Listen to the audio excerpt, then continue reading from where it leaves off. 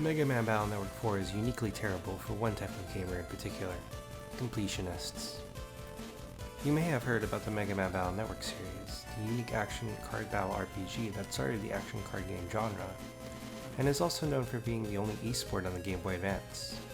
You may even probably know that Battle Network 4, Red Sun and Blue Moon are the highest selling titles in the franchise. What you may not know is that these games are widely lauded by fans in the series to be terrible games. But what makes these games so terrible? And why do only longtime fans in the series think so? Today, I, as a player who has 100%ed these titles outside of collecting the secret chips, will bring to light the complaints and tell you why that shouldn't deter you from at least enjoying this title for a playthrough or three, if that is what you wish to do. So come with me as we jack in and execute our way through a very thorough analysis of Mega Man Battle Network 4.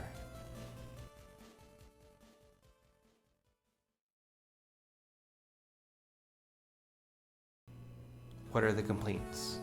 Mega Man Battle Network 4 has been the victim of some very on-the-nose complaints, ranging from the way the tournament arc was handled, to how the difficulty options were presented as a way to get every chip, to the secret chip acquisition, to how the post-game was handled.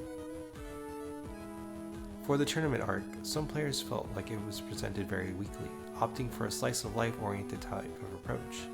The game features a bunch of scenarios, about 24 between the two versions of Red Sun and Blue Moon in total, but you're only allowed to see about 3 per tournament, 9 per story in total due to the 3 tournaments in the game, and these scenarios are selected somewhat randomly. Out of these scenarios, 6 of them are important in unlocking the double stroke transformations, but during your gameplay session, you will see 3 during your first playthrough, 2 during your second, and 1 during the last, leaving the truly dedicated to be the ones that are guaranteed to pick up their favorite double soul. Then there's the way completion and post-game progression was tied to this same 3 playthrough setup.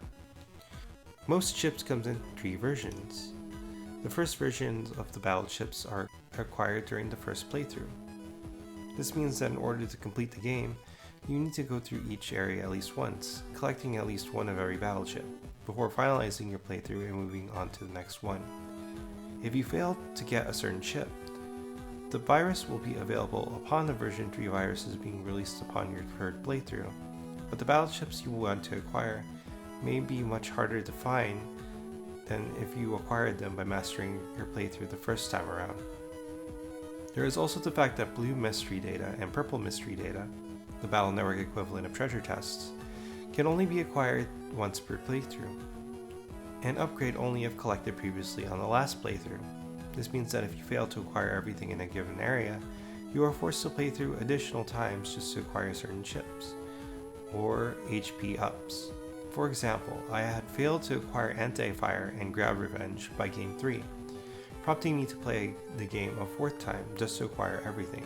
This doesn't include the Nebula Gates. This means that acquiring the Sleeve Slider part 3 times, traveling through the Undernet 3 times, and making sure every single thing along the way is collected from both viruses, locked purple data, and blue mystery data. If you skip this crucial step, then Godspeed to you if you want to complete the game, because you just made it harder on yourself, as certain viruses will be stuck to mini-comps located on the map at a 5% encounter rate, with around a 25% drop rate for the chip you want in an S rank, if using Collect. This may accumulate to multiple hours of grinding just to collect the respective battle chip, or chip code for your folder, or a specific program advance. Further complaints are lobbied at the way secret chip acquisition works, as in order to obtain these rare chips, one must be in possession of the other game, Red Sun or Blue Moon, or know someone who owns it, who must have also beaten it about 3 times, not including post-game content, have the ability to trade Navi data, have the time to play through the game multiple more times to see every traded Navi scenario in the free tournament. With up to 56 secret chips to collect, you'd think this would be easy, somehow.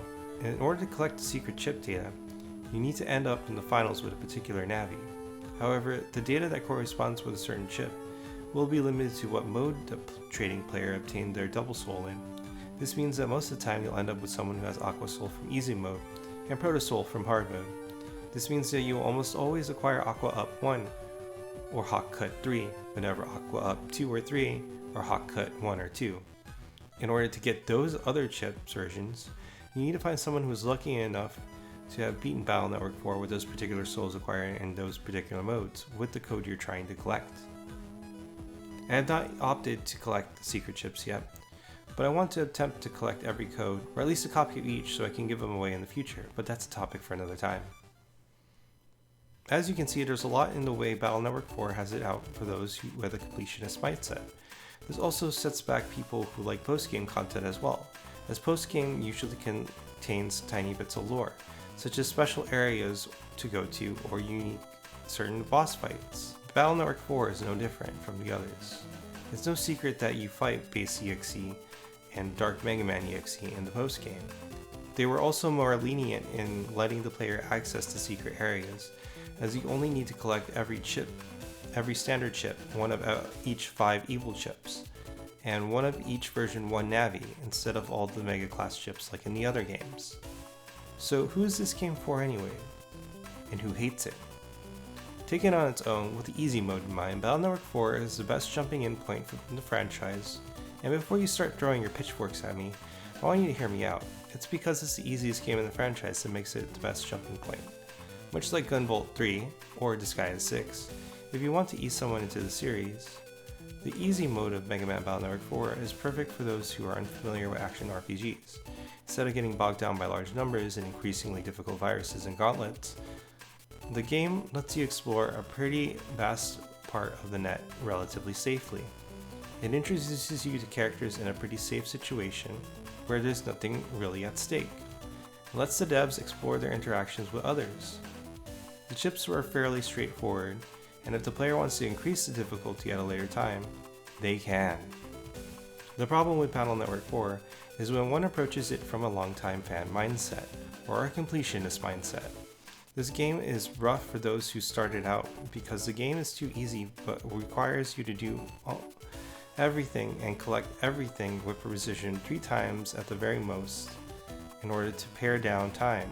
Sometimes a speedrunner or completionist may not have a difficult time with it, but it bogs down the process regardless. Hear me, by the 3rd game you will be pulling your hair out. All this to obtain insight into lore and see everything the game has to offer. For the completionist and speedrunner, the RNG, or the amount of randomness the game has for those of you who are uninitiated with player terms, presents problems. There are ways to mitigate these problems, such as Navi customizer parts. But when a vast majority of viruses do not have traditional elements, like grass or water, that can be exploited by means of fish, or too many of the same element viruses are present in the battle area, rendering customizer parts like oil body useless, these don't tend to do much. If the game had a way of attracting wind, breaking, or sword viruses more often, I think it would have found larger success in the grand scheme of things. Regardless, the help of Buster Max from the collection at key points of grinding in the post-game, the main game, and post-game content should be completed by around 50 hours. Regardless, I recommend Battle Network 4 to almost everyone simply because it's so easy. It's for the uninitiated but curious types who want to dip their toes into Battle Network but don't know where to start, the fans who like character interactions, and those who can maintain a steady pace over the course of a year. After all, these games did come out on a yearly basis, or on the Game Boy Advance, not SP, which meant batteries had a time of 15 hours and were a scarce resource. And for some of us, those were the only games we could purchase or afford at all. But I don't recommend the post-game content unless you're a masochist, or this is the only game you're going to play for a while and you don't mind not binging all at once. You can even explore the use of dark chips, as with trading and battle chip cloning, you'll be able to still acquire every chip as long as people in the community are willing to respond. And the more people that play this game, the more resources that are available for everyone to obtain everything possible. I also do not recommend this game to longtime fans with no skill and attitude issues. Those who started on any of the other games but don't find themselves a fan of the series, people with OCD or game binge issues, those who find themselves familiar with action RPGs and are looking for a challenge. Base Double X, the super boss, is worth it, but do you really want to play the same game 3 times over? And those who generally do not like RPGs. After all this analysis, Battle Network 4 seems to have been put into some kind of perspective. Granted, it's like my tiny little box of perspective, but it's something nonetheless. I hope if you choose to play it, you take it for what it is, rather than what you wish it was when playing this game.